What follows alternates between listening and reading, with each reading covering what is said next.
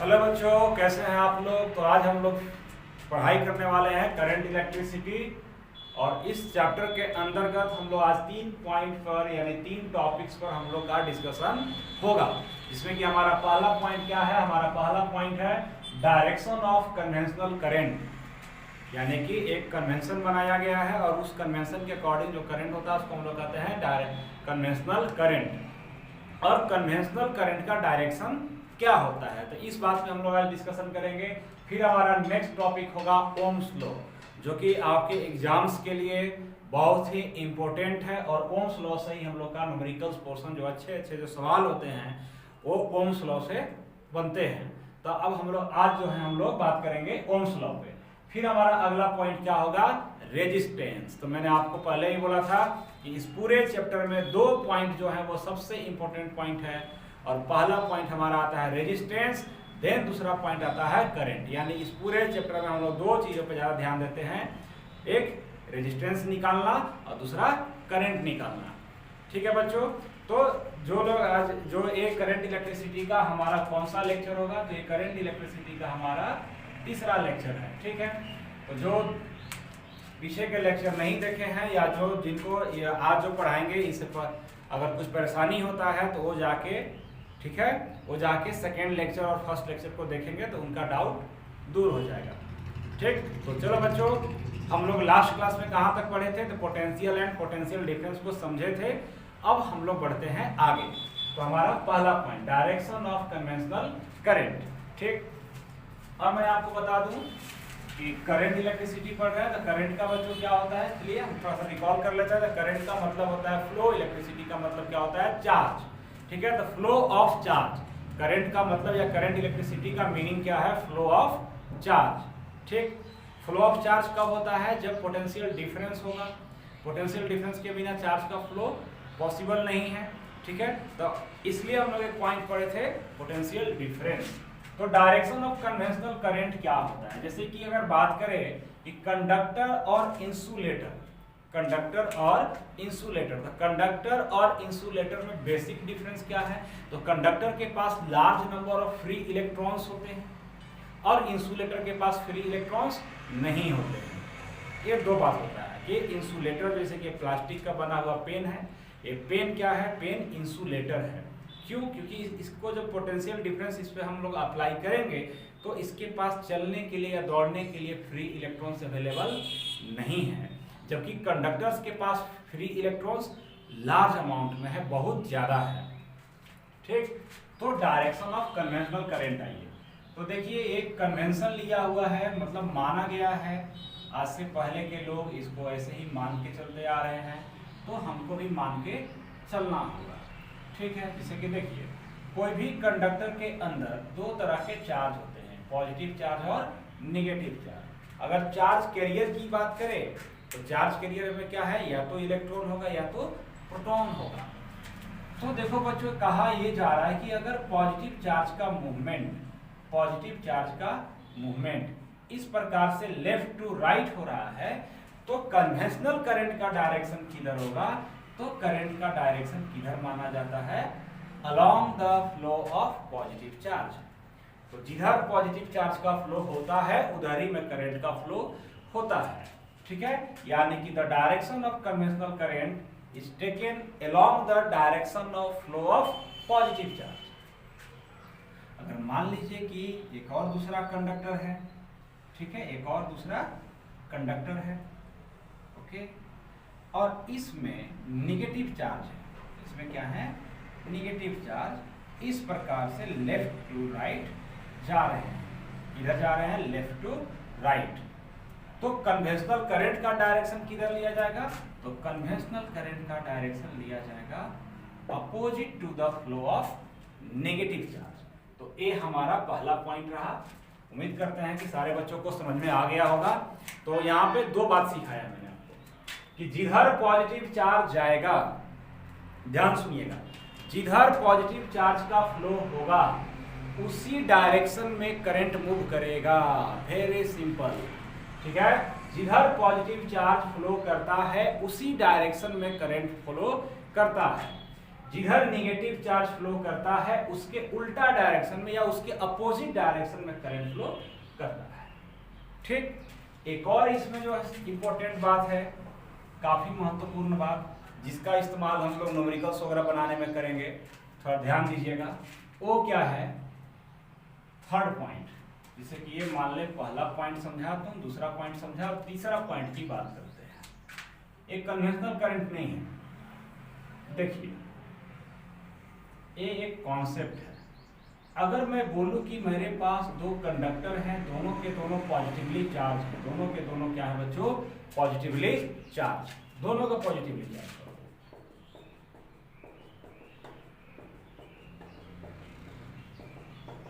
ठीक, माना कि ये बॉडी ए है, ये बॉडी बी है, इस बॉडी का नाम है बी, इसका पोटेंशियल, ध्यान दीजिएगा, पोटेंशियल डिफरेंस नहीं बोल रहा हूं, इसका पोटेंशियल VA है, इसका पोटेंशियल VB है।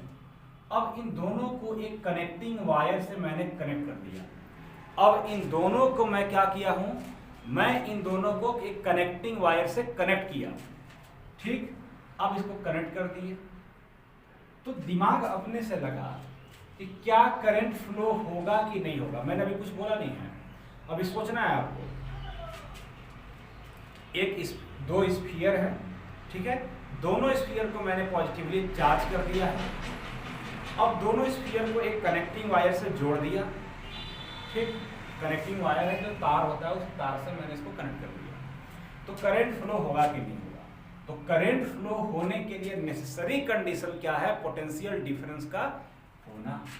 तो पोटेंशियल डिफरेंस देखा जाए तो माना कि ऐसा हम लोग लेट कर लेते हैं कि VA ग्रेटर देन VB है, VA ग्रेटर देन VB है, यानी A का पोटेंशियल ज्यादा है B के तुलना में। ठीक, तो करंट फ्लो करेगा कि नहीं करेगा बच्चों, तो डेफिनेटली करंट फ्लो करेगा। किधर से किधर करेगा, तो करंट फ्लो करेगा इधर से इधर, किधर से किधर करंट जाएगा, A से B के तरफ, यानी कि मैं इस पे ऐसे एरो लगा सकता हूं।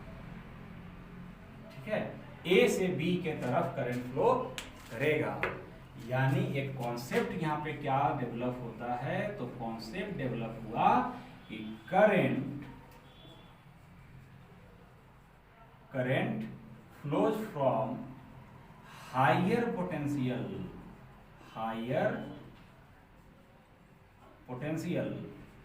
To lower potential. तो करंट किधर से किधर फ्लो करेगा, तो करंट याद रखिएगा, current always flow from higher potential to lower potential. Current के फ्लो को आप पानी के फ्लो से कंपेयर कर सकते हैं। जिस तरह से पानी बहता है उसी तरह से तार में करंट दौड़ता है। ठीक, जैसे कि पानी किधर से किधर बहेगा, मान लीजिए कि आपका घर होता है, घर में आप पानी का एक टंकी रखते हैं छत पे। ठीक, तो टंकी में पानी भरने के लिए आपको मोटर या पंप का जरूरत पड़ता है, लेकिन मान ली टंकी में पानी भरा हुआ है, तुम बाथरूम में नहाने गया, नल खोला, पानी आने लगा, नल खोला, पानी आने लगा। इससे क्या समझ में आता है कि टंकी जो है ऊपर रखा हुआ है, टंकी कहाँ रखा हुआ है, ऊपर रखा हुआ है, और उससे पाइप कनेक्ट होकर आपके बाथरूम में आया है। आप टैप खोलते हो, टैप क्या करते हो, टैप खोलते हो, टैप खोलते हैं तो क्या होता है कि हायर एनर्जी लेवल से, यानी कि टंकी छत के ऊपर है तो वहां का पोटेंशियल एनर्जी क्या है, ज्यादा, तो उस एनर्जी लेवल से नीचे के तरफ पानी ऑटोमेटिकली फ्लो होके आ गया। तो वाटर किधर से किधर फ्लो किया, high energy level to low energy level. लेकिन जब लो एनर्जी लेवल से हाई एनर्जी लेवल तक अगर ले आना हो तो क्या करते हैं, दिमाग लगाइए, क्या करते हैं, पंप चालू करते हैं। आप जाते हैं, स्विच को ऑन करते हैं, मोटर चालू होता है, मोटर में लगा हुआ है पंप, और उस पंप से पानी ऊपर लिफ्ट होता है। ठीक, तो काफी इंपॉर्टेंट पॉइंट्स थे, इसको जल्दी से क्या करो, स्क्रीन को पॉज करो और नोट कर लो। ठीक, चलो आगे रहते हैं।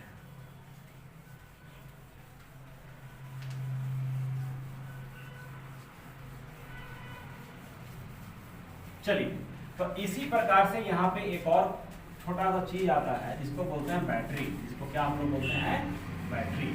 तो बैटरी के बारे में थोड़ा सा डिस्कशन कर लेते हैं। देखिए, बैटरी के बारे में आप जब जाइएगा 12th क्लास में तो वहाँ पे बैटरी के बारे में काफ़ी डेप्थ में पढ़ेंगे, लेकिन यहाँ पे थोड़ा सा इंट्रोडक्शन कर लेते हैं बैटरी का। बैटरी क्या होता है भाई? बैटरी कई प्रकार के होते हैं, छोटा बैटरी, बड़ा बैटरी, बहुत बड़ा बैटरी, बहुत बड़ा सा बैटरा, जो इन्वर्टर वाला बैटरी आपके घर में होता है। ठीक, तो देखिए बैटरी, तो बैटरी में देखा जाए तो आप लोग भी बैटरी देखे होंगे, तो बैटरी में एक डंडा पे प्लस होता है और एक डंडा पे माइनस होता है। एक बड़ा जो प्लस वाला डंडा है वो क्या है? पॉजिटिव टर्मिनल बोलते हैं इसको, और निगेटिव, ये माइनस वाला वो क्या बोलते हैं? Negative terminal. इसको क्या बोलते हैं? Positive terminal. जनरली होता क्या है कि हम यहाँ से और यहाँ से इस प्रकार से तार को जोड़ते हैं और अपने सर्किट में मान ले कुछ भी लगा दिए, अपना सर्किट में इधर में मान ले कि ये बल्ब हम लगा दिए बल्ब, ठीक है, ये बल्ब लग गया। तो जैसे इसको लगाते हैं, मान लीजिए कि एक स्विच कहीं पे लगा देते हैं, मतलब कि इस प्रकार से किए, तो इस प्रकार से करने से क्या हो गया? इसमें करंट आ जाता है, इसमें क्या जाता है? करंट आ जाता है, और हमारा बल्ब ग्लो कर जाता है, बल्ब जलने लगता है। अब ध्यान से देखिए, जब हम बैटरी से तार को जोड़ते हैं, सुनिएगा ध्यान से, जब हम बैटरी से तार को जोड़ते हैं तो ये कंडक्टिंग वायर्स हैं, यानी ये जो वायर बने हुए हैं ये तांबा का होता है, कॉपर का होता है, एल्युमिनियम का होता है, या कुछ भी कंडक्टर होगा। क्या होगा? कंडक्टर होगा। तो इसके अंदर बहुत सारे फ्री इलेक्ट्रॉन्स हैं, तो ये फ्री इलेक्ट्रॉन को ये बैटरी क्या देता है? बैटरी क्या देता है, यानी बैटरी किस चीज का सोर्स है? तो battery is a source of energy, battery is a source of energy. मैं आपको करंट का मैकेनिज्म नहीं समझा रहा हूँ, आंतरिक बात नहीं बोल रहे हैं, क्योंकि इसका मैकेनिज्म तो बहुत डेप्थ वाली बात है, ड्रिफ्ट वेलोसिटी वगैरह आता है, फिर कैसे फोर्स लगता है, कैसे इलेक्ट्रिक फील्ड आता है, उस पर मैं नहीं जा रहा हूँ। मैं सिर्फ ये बोल रहा हूँ कि इसके अंदर बहुत सारे फ्री इलेक्ट्रॉन्स होते हैं। क्या होते हैं? तार के अंदर फ्री इलेक्ट्रॉन्स, क्योंकि तार किससे बना है? मेटल से बना है, मेटल कंडक्टर होता है, यानी कंडक्टर में क्या होता है? कंडक्टर में large number of free electrons होते हैं। तो ये फ्री इलेक्ट्रॉन्स को बैटरी क्या देगा? एनर्जी। और जैसी बैटरी इसको एनर्जी देता है तो ये इलेक्ट्रॉन्स दौड़ने लगते हैं, दौड़ते दौड़ते यहाँ आ गए। तो मैं ये बोल रहा हूँ कि बैटरी का पॉजिटिव टर्मिनल मतलब यह नहीं है कि ये पॉजिटिवली चार्ज है, ये निगेटिवली चार्ज है। चार्ज कुछ भी हो सकता है। बैटरी का पॉजिटिव टर्मिनल कहने का मतलब होता है हायर पोटेंशियल, यानी पॉजिटिव टर्मिनल पे हायर पोटेंशियल है और निगेटिव टर्मिनल पे लोअर पोटेंशियल है। ये प्लस माइनस चार्ज नहीं है, प्लस माइनस चार्ज नहीं है। प्लस इंडिकेट कर रहा है हायर एनर्जी लेवल यानी कि हायर पोटेंशियल, और निगेटिव इंडिकेट कर रहा है लोअर एनर्जी लेवल यानी कि लोअर पोटेंशियल। ठीक, तो करंट देखो किधर से किधर बहेगा? Higher potential to lower potential. अच्छा, अब क्या करें? तो अब तो ये लोअर पोटेंशियल पे आ गया, यानी कि अंदर में किधर से किधर जाएगा? वही मैंने एग्जांपल लिया था पानी का टंकी वाला, कि हम बाथरूम में गए, नल खोले, पानी गिरने लगा। अब जो पानी गिरा है यानी कि टंकी खाली हो जाए, तो टंकी को कैसे भरा जाए? तो टंकी को भरने के लिए क्या करते हैं? टंकी को भरने के लिए क्या करते हैं? पंप चालू करते हैं, मोटर चालू करते हैं। ठीक है, तो पंप चालू करते हैं, यानी कि अब क्या होगा कि इस सर्किट में, यानी कि यहाँ पे बैटरी क्या करेगा कि बैटरी अब जो है चार्ज को, चाहे इलेक्ट्रॉन हो चाहे प्रोटॉन हो, उसको लोअर एनर्जी लेवल से उठा के कहाँ भेजेगा? हायर एनर्जी लेवल पे। यही काम बैटरी का है। बैटरी का मेन फंक्शन यही है कि चार्ज को लोअर एनर्जी लेवल से उठा के कहाँ भेज देना? हायर एनर्जी लेवल पे। और इस टर्म को हम लोग कहते हैं EMF। क्या कहते हैं? EMF। लेकिन खैर उससे कोई विशेष अभी हमको फिलहाल 10th क्लास में लेना देना नहीं है। लेकिन बैटरी का काम क्या है समझ में आया? बैटरी का वही काम है जो कि पंप का काम है पानी के टर्म में।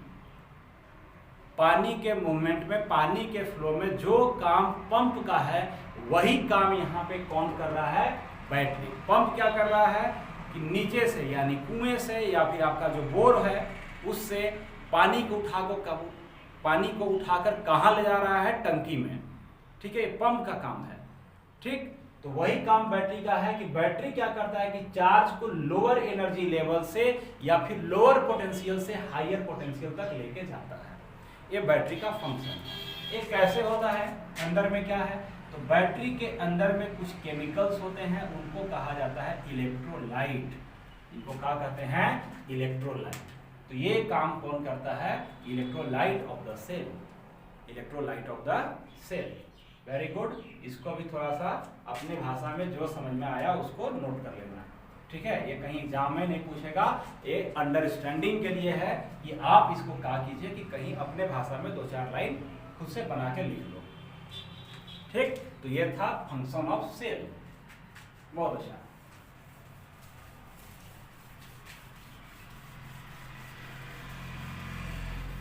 अब देखो बच्चों, आगे बात करते हैं। तो आगे हमको क्या बात करना है, तो आगे हमारा जो आज का मेन टॉपिक जो है वो टॉपिक का नाम है ओम्स लॉ।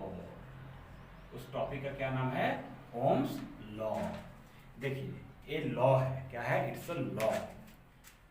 ओम अपना एक्सपेरिमेंट किया, लॉ किसे कहते हैं ये भी जान लीजिए। लॉ एक्सपेरिमेंट बेस्ड होते हैं। लॉ क्या होते हैं, लॉ एक्सपेरिमेंट बेस्ड होते हैं, ठीक है। तो ओम का किया कि ओम अपना कुछ एक्सपेरिमेंट किए और अपने एक्सपेरिमेंट के आधार पे एक नियम बनाया, एक नियम बनाया। और क्या नियम है, ध्यान से सुनिए। तो देखिए, इन्होंने बोला कि जब हम किसी कंडक्टर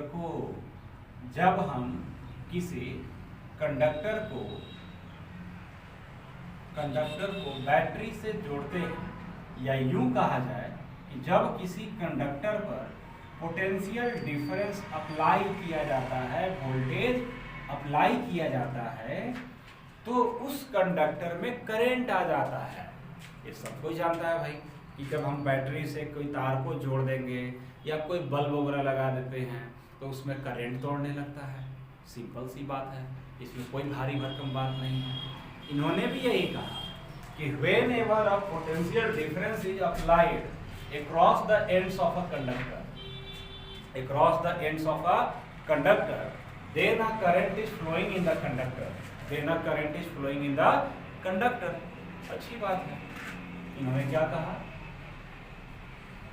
कि when a potential difference is applied across the ends of a conductor, चलो देखो बच्चों, when a potential difference is applied across the ends of a conductor, a current is flowing in the conductor. Very good.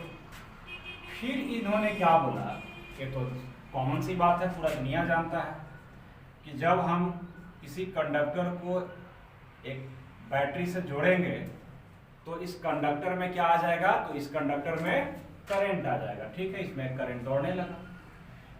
तो इन्होंने अपने experiment के आधार पे क्या बोला कि दिस करंट इज directly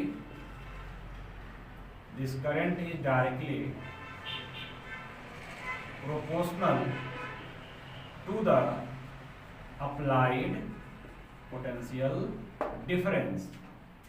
फिर जो ओम्स लॉ का जो सबसे इंपॉर्टेंट बात था वो ये है कि this current is directly proportional to the applied potential difference, but एक कंडीशन लग गया। क्या लग गया, एक कंडीशन लग गया। क्या कंडीशन है भाई, इफ टेम्परेचर इज कांस्टेंट। कब होगा Ohm's law valid, if temperature is constant.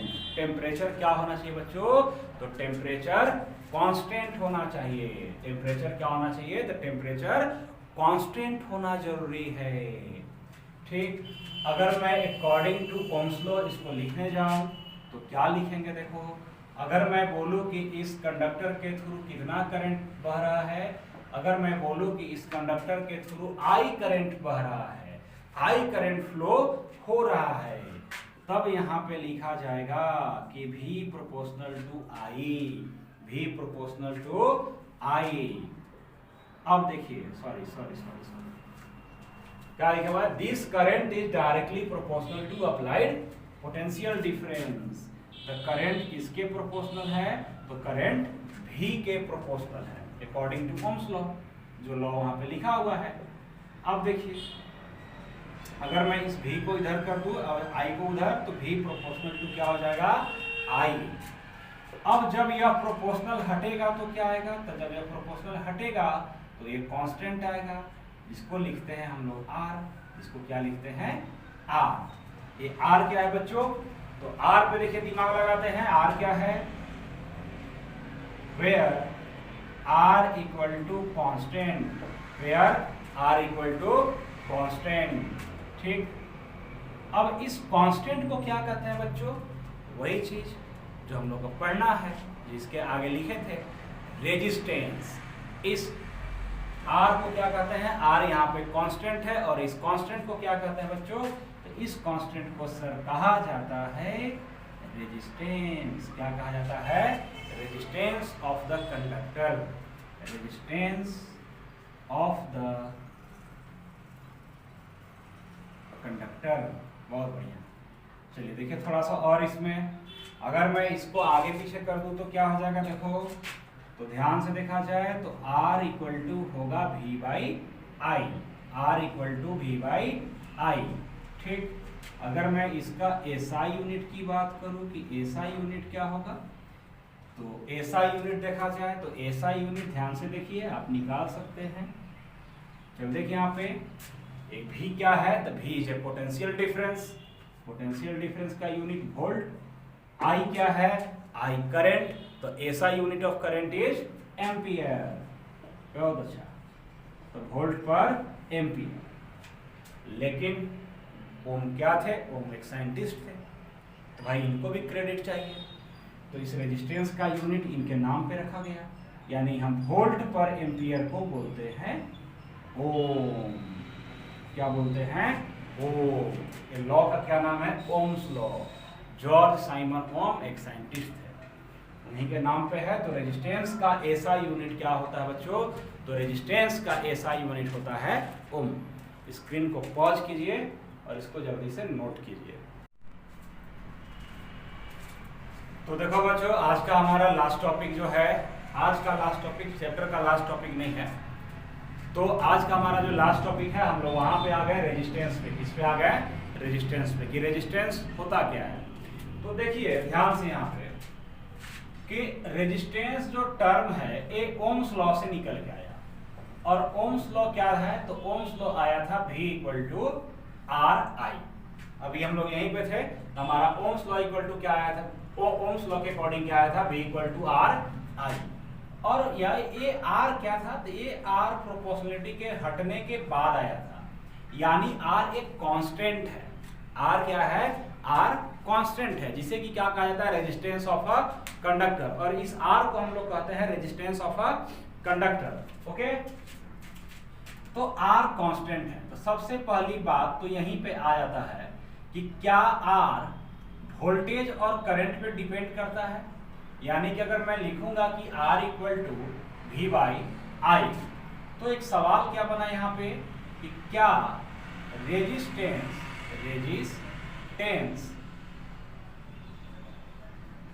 depends on V and I, that is voltage and current, or potential difference and current। क्या रेजिस्टेंस ऑफ अ कंडक्टर, यानी does the resistance of a conductor depend on V and I, that is potential difference and current? तो answer होगा no. Why no? Because R is a constant, because R is a constant। पहली बार formula देख के ये धोखा हो सकता है कि फॉर्मूला से लग रहा है कि R वोल्टेज और करंट पे डिपेंड करेगा, लेकिन हम अच्छे से समझ रहे हैं कि R एक कांस्टेंट है, और कांस्टेंट उसी को कहते हैं जो दूसरे पे डिपेंड नहीं करता है। ठीक, तो R does not depend on V and I, answer है नो। ठीक है, ऐसे आर है क्या, रेजिस्टेंस है क्या? देखिए इसका डेफिनेशन तो बहुत आसान है, जैसा नाम है वैसा ही डेफिनेशन है। रेजिस्टेंस जो वर्ड है वो रेजिस्ट से बना है। किससे बना है? रेजिस्ट से। ठीक है, रेजिस्ट करना रेजिस्टेंस है। किसको रेजिस्ट करेगा? तो करंट के फ्लो को रेजिस्ट करेगा, यानी एक तरह का अपोजिशन क्रिएट करेगा। ठीक है, तो रेजिस्टेंस क्या है? तो रेजिस्टेंस को लिखेंगे इट इज द, एक भाई किसका प्रॉपर्टी है? एक प्रकार का प्रॉपर्टी है, किसका? कंडक्टर का। It is the property of the conductor. क्या करता है भाई? तो by which it opposes, by which it opposes the flow of current. Flow of current को अपोज करता है। सिंपल सी बात है। ये रेजिस्टेंस क्रिएट कैसे होते हैं? अगर थोड़ा मैकेनिज्म समझिएगा तो देखिए बताते हैं। जैसे ये मान लीजिए कंडक्टर है, क्या है? कंडक्टर है। कंडक्टर के अंदर हम जानते हैं कि large number of free electrons होंगे। लार्ज नंबर ऑफ क्या होंगे? Free electrons. ये फ्री इलेक्ट्रॉन्स का क्या होगा? या अगर तुम, चलो कोई बात नहीं, हम जब इसको बैटरी से कनेक्ट करते हैं, पोटेंशियल डिफरेंस अप्लाई करते हैं, ये पॉजिटिव टर्मिनल, ये नेगेटिव टर्मिनल, तो ये सारे के सारे फ्री इलेक्ट्रॉन्स क्या है? ये सब फ्री इलेक्ट्रॉन्स इस पॉजिटिव टर्मिनल की ओर अट्रैक्ट होंगे, इधर आना चाहेंगे। तो ये क्या है कि ये तो मैंने इसको काफी दूर दूर बनाया है, लेकिन ये दूर दूर है नहीं, इसमें असंख्य फ्री इलेक्ट्रॉन्स है। तो जब ये चलना चाहते हैं तो एक दूसरे को टक्कर मारते हैं। ये इसको टक्कर मारेगा, ये इसको टक्कर मारेगा, तो इनमें कोलिजन स्टार्ट हो जाता है। ये जो फ्री इलेक्ट्रॉन्स है इनके भी धड़ाधड़ क्या हो जाता है? कोलिजन स्टार्ट हो जाता है। और इस कोलिजन की वजह से एनर्जी लॉस होता है। इस कोलिजन की वजह से क्या होगा? एनर्जी लॉस होगा। जितना स्मूथली इसको फ्लो करना चाहिए था, ठीक है, चार्ज को जितना स्मूथली फ्लो करना चाहिए उतना स्मूथली चार्ज फ्लो नहीं कर पाते हैं और लगातार एक दूसरे से कोलाइड करते हैं। तो इस कोलिजन की वजह से क्या डेवलप होता है? रेजिस्टेंस। बात समझ में आया? इस कोलिजन के वजह से डेवलपमेंट होता है रेजिस्टेंस का। बाद बाकी मैं आप जब नेक्स्ट वीडियो में मिलते हैं हम लोग, और उसमें हम लोग बात करेंगे रेजिस्टिविटी पे। किससे बात करेंगे? रेजिस्टिविटी पे बात करेंगे और कुछ न्यूमेरिकल्स वगैरह देखेंगे। चलिए ठीक है बच्चों, तो आज के लिए इतना ही। Thank you.